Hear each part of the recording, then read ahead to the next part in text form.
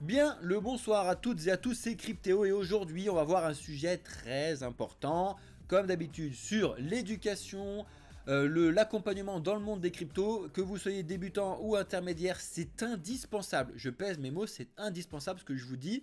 Personnellement, je l'ai su beaucoup trop tard et j'aurais vraiment aimé savoir ça dès mes premiers investissements. J'aurais fait moins de bêtises, croyez-moi les amis. Donc écoutez bien ce que je vais vous dire ce soir. Et les VIP, on se retrouve sur Discord pour faire le cours du soir tout à l'heure à 19 h pour rentrer un petit peu plus dans les détails. J'en profite pour vous dire, ceux qui sont sur YouTube là, qui regardent la vidéo, lâchez un like s'il vous plaît, c'est le meilleur soutien que vous puissiez faire. Mettez pause sur la vidéo ou descendez là et mettez un like dessus, c'est le meilleur soutien que vous puissiez nous faire à la chaîne si vous aimez un petit peu notre contenu, etc. En plus de ça, si vous voulez pousser le truc, alors là c'est vraiment top. Lâchez un petit commentaire rapide en mettant top, génial, mettez juste un smiley ou quoi, faites ce que vous voulez, c'est encore mieux. Et après, le top du top, c'est de vous abonner, mais ça, à mon avis, vous l'avez déjà fait, les amis. Aparté fait, merci à ceux qui le font, en tout cas, c'est le meilleur soutien que vous puissiez nous faire. Alors, on va voir les layers, les forks et le clonage, les différences entre tout ça, parce que c'est très important. On va essayer de se faire une vidéo le plus rapide possible. Salut Gaëtan. C'est quoi cette vieille vanne Aymen là? Alors, au sommaire de cette vidéo, on va regarder ça rapidement, mais c'est très important. On va voir ce que c'est que les layers d'abord, donc les layers 0, les layers 1, les layers 2, et après on va voir rapidement les 3, 4, 5, 6, 7, 8. À mon avis, il n'y en a pas plus que ça, mais bref. Ensuite, on va voir et savoir catégoriser la différence entre les forks et le clonage, donc savoir ce que c'est qu'un soft fork, savoir ce que c'est qu'un hard fork et savoir ce que c'est qu'un clonage, et on va se faire une conclusion dessus. Let's go, on est bon, ça part. Alors, les layers. C'est en français des couches, c'est pour ça que je vous ai mis un superbe image de pancake sur le côté qui va donner faim à tout le monde, sachant qu'il est 18h15 et moi le premier. Les blockchains sont organisées sous actuellement en couches, d'accord? Donc elles sont comme le pancake là, comme le pancake qu'on vient de voir ici, pour justement essayer de répondre au maximum au trilemme de la blockchain. Petit aparté, 2 secondes, un petit rappel, le trilemme de la blockchain, c'est, tu connais les dilemmes, trilemme, bref, c'est qu'il y a un problème qui a été relevé quand tu fais un développement de projet sur une blockchain. Le projet parfait, c'est celui qui arrive à résoudre le problème de la décentralisation, le problème de la sécurité et le problème de la scalabilité. La scalabilité, c'est le fait de pouvoir répondre à un grand nombre de besoins, à un grand nombre de transactions en même temps, d'accord? Donc c'est un petit peu l'afflux de personnes, pour ceux qui ne comprennent pas le mot. Et actuellement, je vous le donne en mille, il n'y a absolument aucun projet crypto qui répond exactement au trilemme de la blockchain. Il y en a plein qui disent oui, notre but du jeu c'est de répondre au trilemme, blablabla. D'ailleurs, normalement, ça a plus ou moins été prouvé, de faire un projet unique, simple comme ça, qui répond à ce trilemme, c'est quasiment impossible. C'est d'ailleurs pour ça que justement, la blockchain, elle est organisée en forme de couche, justement pour résoudre ce problème, d'accord ? La solution, c'est ce que je vous ai mis juste en dessous, c'est de faire des layers et donc des couches en français. C'est ce qu'on va voir aujourd'hui. Et je vous dis ça, c'est même Bitcoin. Hein. Bitcoin, c'est le plus décentralisé, c'est le plus sécurisé, mais par contre, il a un petit problème de scalabilité. Ether, c'est pareil. Ether, c'était le plus décentralisé, c'était le plus sécurisé, pareil. Sauf que là, par exemple, quand il est passé à The Merge, il a lâché un petit peu de la décentralisation qu'il avait pour se centraliser un petit peu plus avec les nœuds. Et oui. Et à côté de ça, il a amélioré sa scalabilité. En fait, quand tu lâches un point, tu améliores sur un autre point. Sur ton projet tout seul, d'accord? Par contre, ce que tu peux faire en améliorant en dessous, c'est quand tu vas mettre des sous-couches au projet, d'accord? Très important. T'étais sur TikTok aussi? Ouais, on fait live en même temps partout. On a le petit Bitcoin qui pousse en même temps. De toute façon, je vous l'ai dit, à mon avis, c'est parti pour repartir sur les 28 800. Bref. Donc, les premières couches que vous devez connaître, c'est les layers 0. Et là, les layers 0 sont divisés en deux parties. Vous allez me dire, mais ça y est, je comprends rien. C'est une catastrophe. Tu vas voir, c'est super clair quand je te l'explique.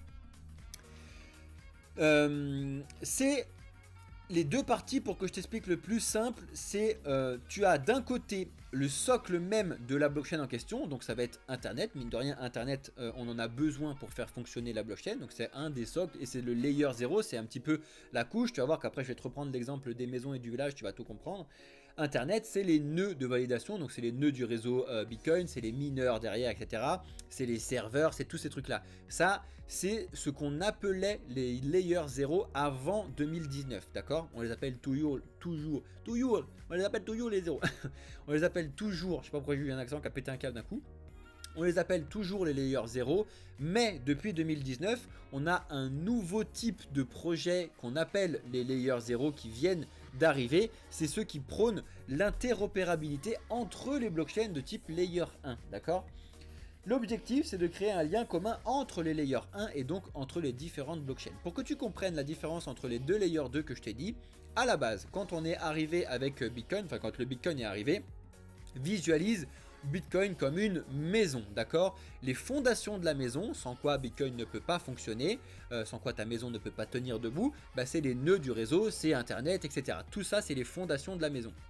Sachant que la maison elle-même c'est Bitcoin, c'est le réseau, du coup c'est là où tu vas utiliser, tu vas ouvrir la porte, tu vas rentrer dedans, tu vas faire ta cuisine, etc. C'est le réseau Bitcoin, donc c'est le layer 1 Bitcoin, tu vas voir, on va en voir tout après. Donc le layer 0 que je viens de te dire ici, à la base, c'est les fondations de la maison Bitcoin. Sauf qu'en fait, maintenant, eh bien, à côté de cette maison, il y a une autre maison qui s'appelait Ether, qui avait elle-même ses propres fondations pour faire Ether, d'accord? Ensuite, à côté de cette maison, il y a eu un autre layer qui s'appelle Solana, et à côté de ça il y a eu un autre layer qui s'appelle Aptos, etc., etc.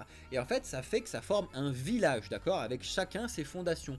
Le but du jeu des nouveaux layers 0, c'est de mettre un lien avec toutes ces maisons, parce que là c'est des maisons qui ont des fondations mais qui sont toutes seules, d'accord, et elles n'ont aucune connexion avec les autres maisons.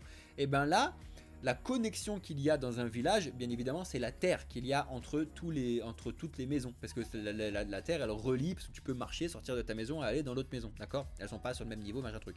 Donc la terre, c'est justement les nouveaux layers 0.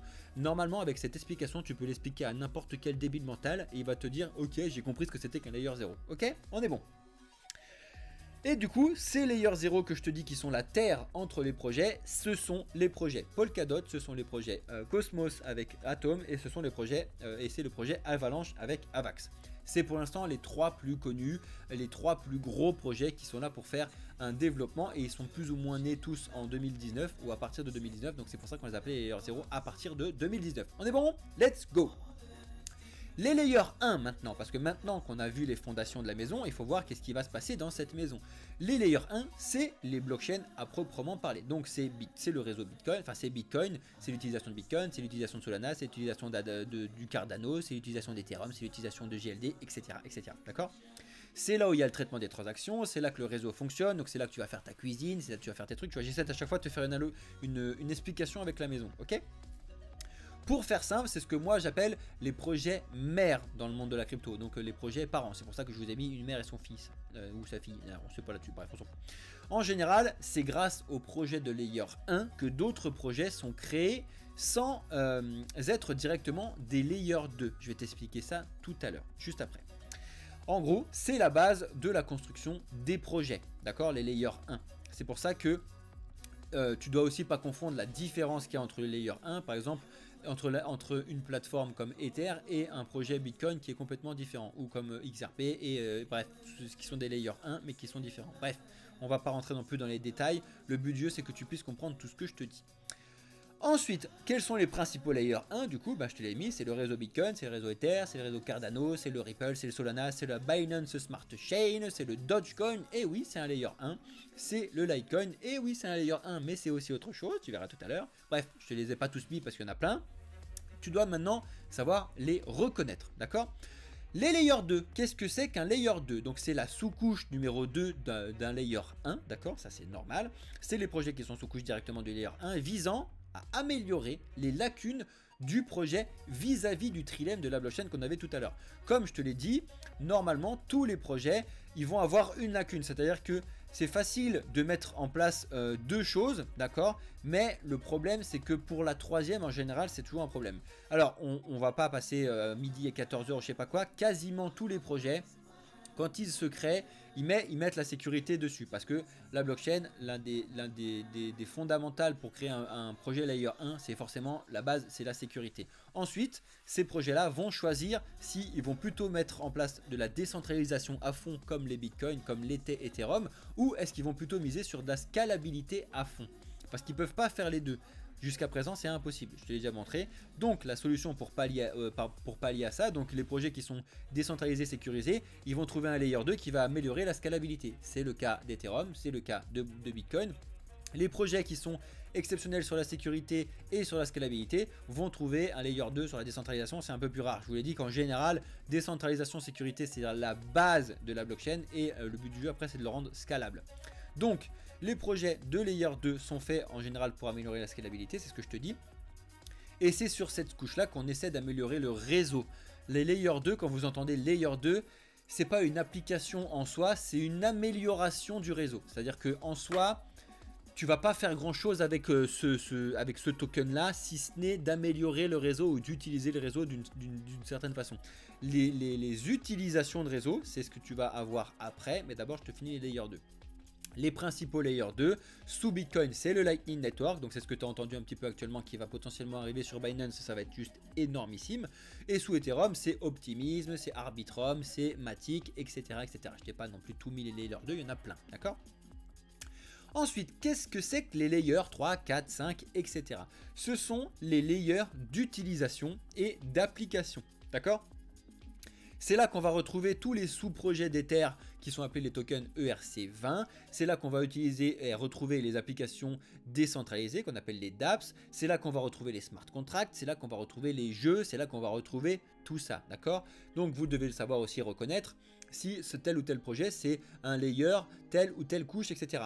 Parce que si vous aimez un projet qui est une sous-couche layer 3 d'Ethereum, mais que vous détestez Ethereum, il y a un problème dans votre raisonnement, d'accord? Tu ne peux pas investir sur un projet que tu adores, qui dépend directement du réseau Ether. C'est juste pas possible, si tu n'aimes pas Ether, hein, je te dis ça.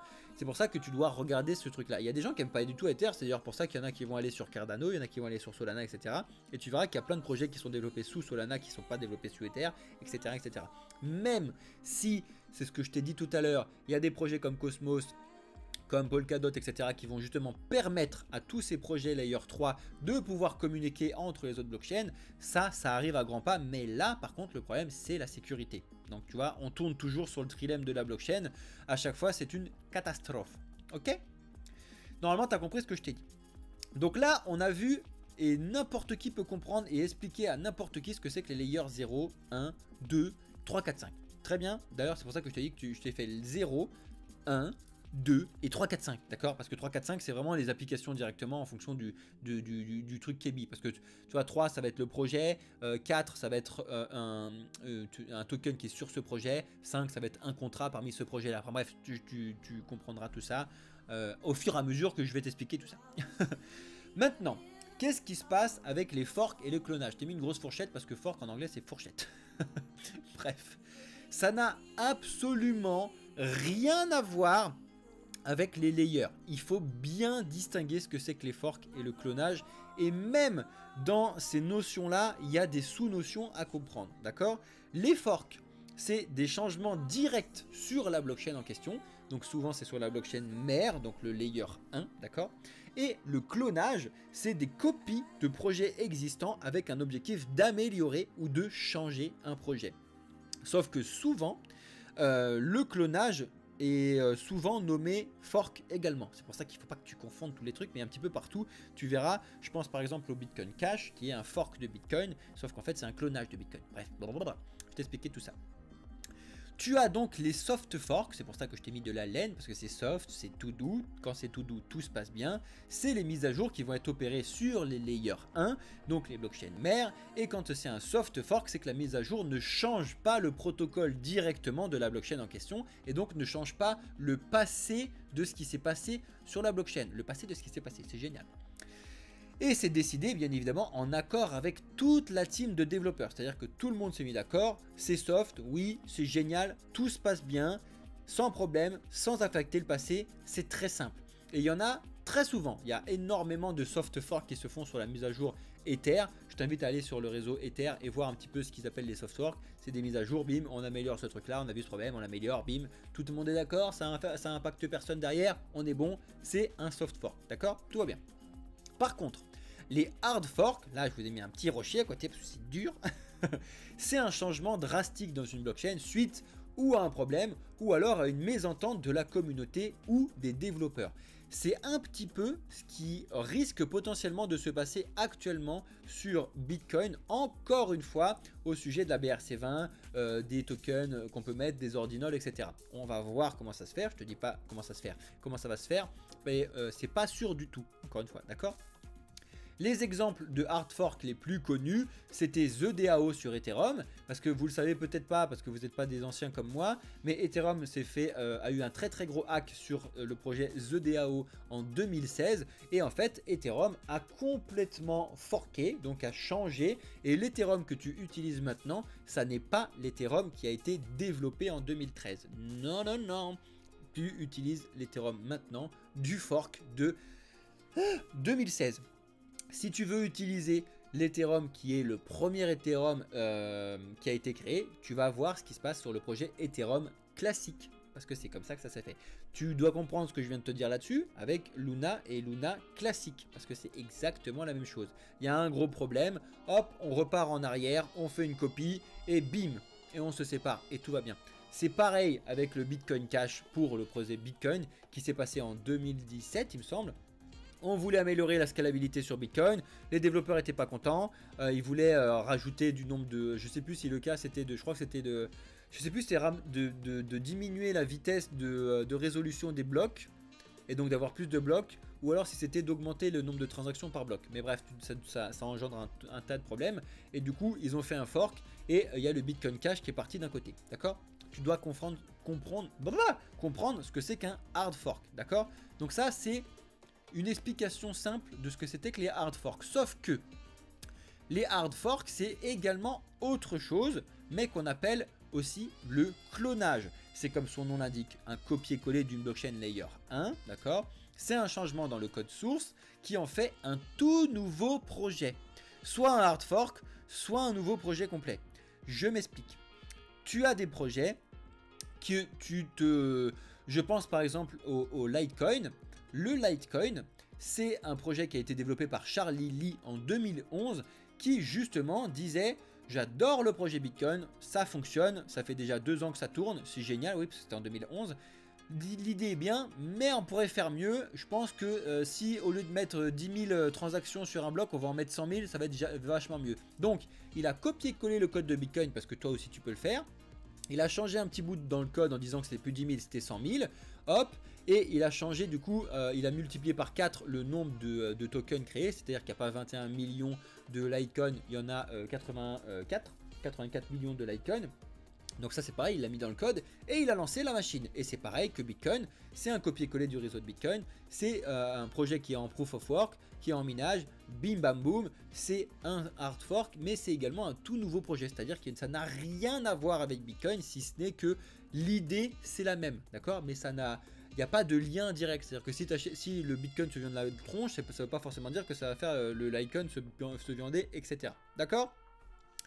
Voilà, j'espère que vous avez compris ce que je vous ai dit, parce que c'est à peu près simple normalement, et les exemples de clonage, c'est ce que je viens de te dire, c'est le Litecoin qui est un fork de Bitcoin, un hard fork de Bitcoin, le Dogecoin qui est un fork de Litecoin, donc en fait le Dogecoin c'est un fork de fork, t'as compris? Parce que le Dogecoin c'est une copie de Litecoin, ils ont changé un truc, blablabla. Le Flux c'est un fork du Zcash, et le Zcash c'est lui-même un fork du Litecoin également, bref, donc il y a des forks de partout, surtout les projets qui ont vu le jour, on va dire, entre 2014 et 2016, il y a un nombre incalculable de forks qui sont créés à ce moment-là. Parce que tout le monde voulait améliorer tel ou tel projet. Parce que justement, on n'avait pas encore mis en place les layers 2, etc. à ce moment-là. On n'était que sur des layers 1. Je vais faire un layer 1, blablabla, parce que je vais trouver la solution maintenant. On réfléchit autrement. On sait qu'on peut faire de l'amélioration de sous-couches, etc. D'accord? Normalement, c'est à peu près clair ce que je vous ai dit. Donc, en conclusion, en résumé, l'infrastructure blockchain a un socle commun. Donc, c'est les layers 0 que tu dois interpréter de deux manières. Soit c'est les fondations de ta maison, donc c'est le réseau internet, c'est les nœuds du réseau, c'est les serveurs, c'est les mineurs. Soit c'est la terre entre tous tes projets. Et donc c'est les projets d'interopérabilité. C'est nouveau, c'est ce que je t'ai dit sur le Cosmos, le DOT ou le AVAX. Ensuite, la blockchain en elle-même, c'est le layer 1, c'est la blockchain mère, d'accord? Ensuite viennent les sous-couches de layer 2 qui sont là pour améliorer les lacunes du trilemme de la blockchain, la scalabilité essentiellement. Et après, on a les layers 3, 4, 5 qui sont les projets directement et ceux que tu vas utiliser, les smart contracts, les jeux vidéo, les machins, les trucs qui sont développés sur chaque layer 1, d'accord? Tout ceci est opposé au clonage qui sont la copie d'un projet et donc un tout nouveau projet. Moi j'aime bien appeler les clonages comme étant les projets filles. C'est pour ça que je vous avais mis l'image de la mère et sa fille tout à l'heure. Parce que c'est un petit peu si, bon bah t'as le parent et après le père c'est Bitcoin par exemple. Et ben, enfin le père et la mère c'est Bitcoin. Ils ont fait un petit bébé, c'est le Litecoin qui est censé être une amélioration de l'avant. Parce que du coup t'as toutes les lacunes des parents qui vont apprendre au bébé. D'accord? Et au milieu de ça, tu as les changements type mise à jour qui sont les soft forks et les hard forks. L'écosystème donc complet des cryptos, en vrai il semble complexe, mais c'est indispensable à comprendre ce que je te dis, d'accord? Donc là je t'ai fait une vidéo qui fait environ 20 minutes.